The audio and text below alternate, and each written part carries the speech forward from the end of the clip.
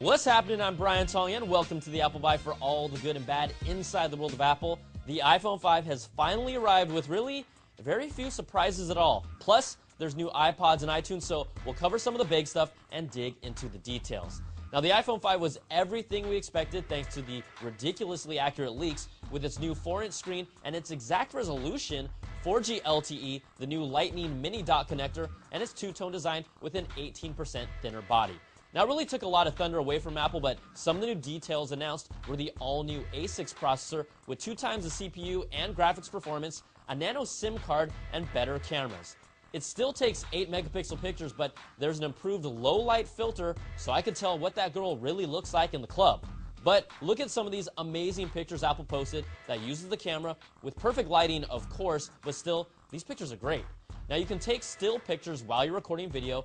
There's an all-new panorama mode that won't wow me until I try it out for myself. And the FaceTime camera on the front records 720p video, so I could see a lot more detail on my calls. Yeah.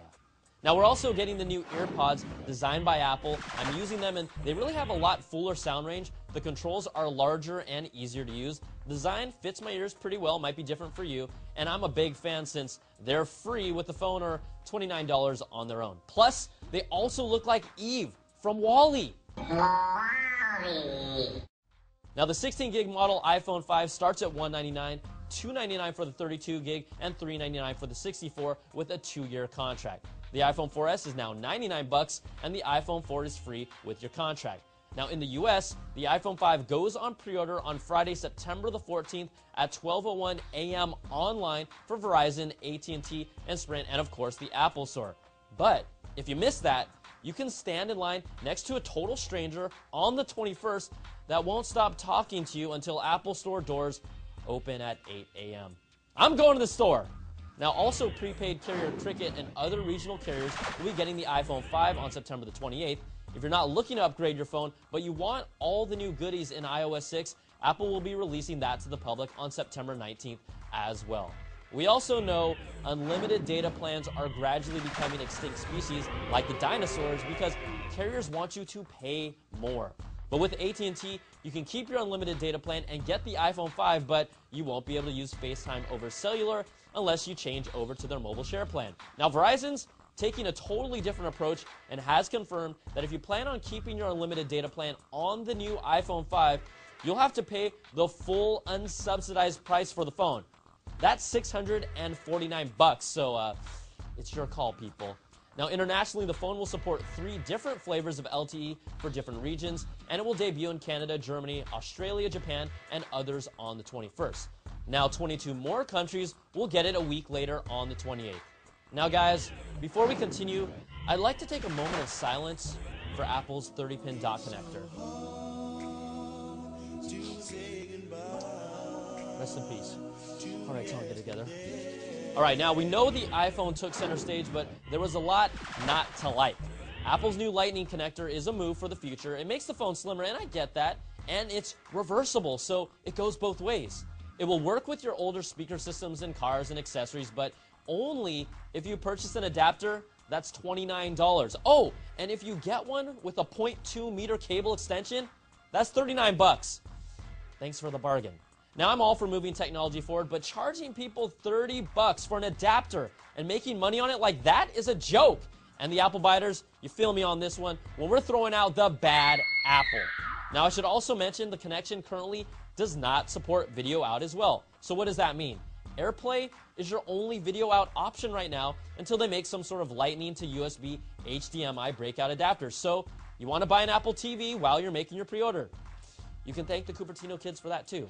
Now, while we're on bad apples, let's talk about the new iPod Touch. First of all, the good stuff, it brings an even thinner and lighter 6.1mm aluminum body design with a 4-inch Retina screen, a dual-core A5 chip, the rarely used Siri, and the new EarPods Plus. It comes in 5 different colors, so that's cool. But see in that corner, that allows you to connect an accessory called the iPod Touch Loop that matches the color of your touch. That's right, you could put it around your wrist. Who's going to do that? No one. Now, I know I'm not the demographic for the iPod Touch, but Apple, you might as well have called this the iPod Clutch, and that's a bad apple. Now, the new iPod Touch starts at $299 for 32 gigs and $399 for 64 gigs. And let's not get started on the iPod Nanos that are surely smaller and cuter. And I gotta give them props for ditching the last design that led to that Nano watch revolution. Ugh. Now, the new Nano brings a skinny 5.4mm body with a 2.5-inch multi-touch widescreen display that brings back video playback. That's a good thing. You got the EarPods and Nike Plus integration, but a whole new design that features a white front face with 8 different colors for the body. It looks more like a Sony product than any other Apple product I've seen, with the circular bubble icons that the PS Vita uses. Now, it just doesn't look like an Apple product, and it's more of its color and icon choices that are inconsistent with the rest of the product line. So, have at it. The new Nano is $149 for 16 gigs of storage. Now, pre-orders for the new Touch and Nano start on the 14th, and they'll be available sometime in October. 2 other things: the new Shuffles bring 7 new colors and will remain $49 for 2 gigs. Plus, we're getting an all-new iTunes in October with a simplified interface, iCloud support built in for access to your music, movies, and TV shows, a new redesigned mini player, because we all care about that, and a redesigned iTunes store. All right, guys, that's going to do it for this week's show. We'd love to hear what you, the Apple biters, thought about Apple's announcements. Were you impressed? Disappointed? Are you getting an iPhone or not? We want to hear it all at the Apple Bite at CNET.com. Plus, next week, we'll have highlights and a special giveaway